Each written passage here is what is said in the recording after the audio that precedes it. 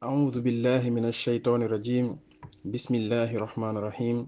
الحمد لله رب العالمين، والصلاة والسلام على رسول الله وعلى آله وصحبه أجمعين. سبحانك لا علم لنا إلا ما علمتنا إنك أنت العليم الحكيم. رب اشرح لي صدري ويسر لي أمري واحلل عقدة من لساني يفقهوا قولي. السلام عليكم ورحمة الله وبركاته. يا أيها المسلمون. On va marquer aujourd'hui un arrêt sur une sourate, en l'occurrence la sourate Al-Alaq, qui marque donc le début de la révélation. Mais avant cela, nous allons remonter un tout petit peu, avant même la période de la révélation, Inch'Allah, où Rasulullah sallallahu alayhi wa sallam, avant même qu'il ne devienne prophète, il avait l'habitude donc de s'isoler dans une grotte qui s'appelle la grotte Hira. Donc toutes les personnes, Inch'Allah, qui auront l'occasion de se rendre à la mosquée, à la Mecque, ils pourront, Inch'Allah, visiter la grotte d'Hira. Donc le prophète sallallahu alayhi wa sallam avait l'habitude de se recueillir donc, dans cette grotte. Il passait du temps à méditer, avant même que ne débutent les révélations.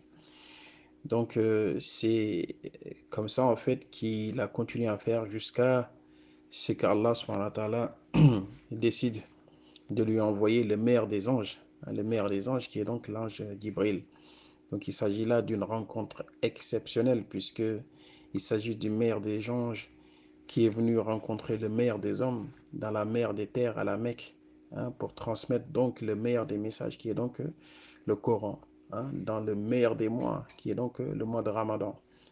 Donc c'est durant le mois de Ramadan que le Coran a été descendu, même si Allah subhanahu wa ta'ala a rendu le Ramadan obligatoire uniquement 15 années après le début de la révélation. D'accord? Le Ramadan est devenu obligatoire 15 années après le début de la révélation. Donc ce n'est pas tout de suite. Donc alhamdulillah, c'est là que l'ange Jibril est venu donc à la rencontre de Rasulullah sallallahu alayhi wa sallam, où il l'a attrapé fort, il l'a saisi fort en lui demandant, en lui disant Iqra, Iqra, qui veut dire lire. Mais le prophète sallallahu alayhi wa sallam, vous savez tous qu'il ne savait pas lire. C'était donc un prophète qui ne savait ni lire ni écrire. Donc quand l'ange Jibril lui dit Iqra, il lui répondit Ma ana biqari, je ne sais pas lire. Et là, l'ange Jibril le resserre de nouveau une deuxième fois en lui demandant de lire Iqra. Le prophète sallallahu alayhi wa sallam répondit toujours de la même manière Ma ana biqari, je ne sais pas lire. Et la troisième fois, l'ange Jibril le resserre de nouveau très très très fort. Et le prophète sallallahu alayhi wa sallam, il avait même pensé que son âme allait donc sortir de son corps tellement que l'ange Jibril l'avait serré très fort. Et il répondit de la même manière, Ma ana biqari. C'est là que Jibril, alayhi salam, il a donc récité les 5 premiers versets de la révélation qui commencent par A'udhu billahi minash shaitanir rajim. Bismillahir rahmanir rahim. اقرأ باسم ربك الذي خلق خلق الإنسان من علق اقرأ وربك الأكرم الذي علم بالقلم علم الإنسان ما لم يعلم. Donc la traduction rapprochée, c'est donc lis au nom de ton Seigneur, qui t'a créé, qui a créé l'homme d'une adhérence. Lis, ton Seigneur est le très noble, qui a enseigné par la plume et a enseigné à l'homme ce qu'il ne savait pas. Donc c'est ainsi en fait qu'a débuté donc la révélation, une révélation qui va donc s'échelonner sur 23 années. 23 années durant lesquelles le prophète sallallahu alayhi wa sallam a reçu donc la révélation. Il faut savoir ici que euh, pour bien en fait comprendre que la religion c'est d'abord la science, c'est d'abord la compréhension de ce qu'il faut faire avant de poser des actes, avant de poser des actions. Là, l'ange Jibril n'est pas venu dire au prophète prie ou fais le hajj ou fais le ramadan, mais par contre il a commencé à lui dire d'apprendre. Donc ici on voit bien en fait que la science elle précède hein, la science, elle précède l'action. Donc, alhamdulillah, hein, l'islam est une religion qui nous incite, hein, à apprendre. Et donc, c'est un devoir pour tous les musulmans d'apprendre en tout cas ce qui est la base qui lui permettrait en fait de pouvoir faire ces adorations. Donc là, il s'agit donc d'une rencontre exceptionnelle, hein, qui va donc durer, hein, le temps de la révélation, durant 23 années où le prophète sallallahu alayhi wa sallam va recevoir donc des révélations. Donc il faut savoir que Allah subhanahu wa ta'ala n'a pas fait descendre le Coran en une seule fois, en tout cas dans la poitrine de Rasulullah sallallahu alayhi wa sallam, comme ce fut le cas avec Moussa alayhi salam. Hein, Moussa, le prophète Moussa a reçu la Torah en une seule fois. Hein, et le prophète Jésus, Isa ibn Maryam, il est devenu prophète quelques heures après sa naissance. Hein. Depuis le berceau, il commençait même à proclamer en fait sa prophétie.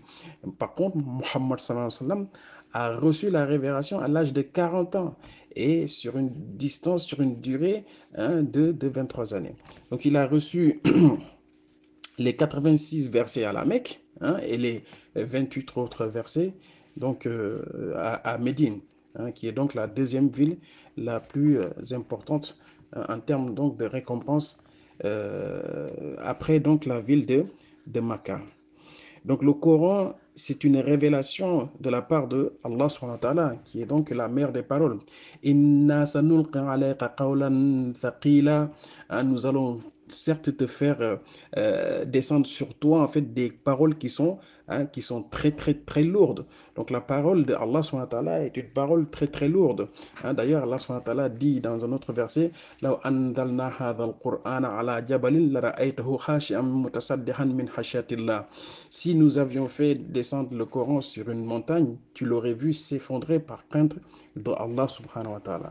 Donc c'est pour vous dire donc que la parole de Allah subhanahu wa ta'ala est une parole, est la meilleure des paroles. Qu'Allah subhanahu wa ta'ala nous compte parmi ceux qui apprenons en fait sa parole et qui mesurons, hein, la force de sa parole à sa juste valeur. Donc, chers frères et sœurs, c'est ainsi donc que la révélation a duré 23 années. Hein. Allah subhanahu wa ta'ala a donc fait descendre le Coran, hein, 5 versets par 5 versets. Hein. Ce n'est pas, hein, une seule fois, c'est 5 versets par 5 versets, à l'exception de quelques sourates, hein, mais de manière générale, c'est donc petit bout par petit bout que le Coran a été descendu. Hein. Et à chaque fois, ça vient répondre. Hein, le Coran vient donner en fait une réponse à des interrogations que le prophète sallallahu alayhi wa sallam avait, ainsi que ses compagnons. Donc à chaque fois qu'on était face à une situation, c'est là qu'Allah subhanahu wa ta'ala descendait ces versets pour donc poser un jugement, pour donc émettre un jugement par rapport à telle ou telle situation.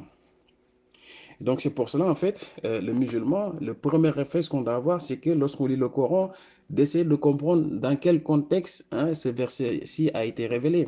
Parce qu'il se peut que tu lises le Coran, hein, que tu y vas de ta propre compréhension, alors que c'est pas ce que ça veut dire, ce verset. Parce que tout simplement, il y a un contexte dans lequel, en fait, le Coran a été descendu. Donc c'est pour ça, en fait, il faut demander aux gens de science, si vous ne connaissez pas. Fas'alu ahlal dhikri in kuntum la ta'lamun. Donc, chers frères et sœurs, c'est ainsi donc que s'est déroulée cette révélation. Hein, le prophète sallallahu alayhi wa sallam, le meilleur des hommes, qui a reçu le meilleur des paroles, à la rencontre du meilleur des anges, dans la meilleure des villes, hein, dans donc le meilleur des mois. Hein, Alhamdulillahi Rabbil Alamin. Et donc, c'est aujourd'hui un privilège, un énorme bienfait, hein, d'appartenir à cette religion. Hein, la Ikrafiddin, le prophète sallam, nous dit à partir du Coran, bien évidemment, qu'il n'y a pas de contrainte en religion. Hein, mais l'islam, inna dina indallahi islam. Hein, le prophète sallam nous dit, hein, à travers le Coran, bien évidemment, que la religion révélée, hein, acceptée auprès d'Allah subhanahu wa ta'ala, est donc la religion du musulman. Qu'Allah subhanahu wa ta'ala nous fasse mourir complètement musulmans, hein, après avoir passé une longue vie remplie de bonheur fi dunya wal akhirah.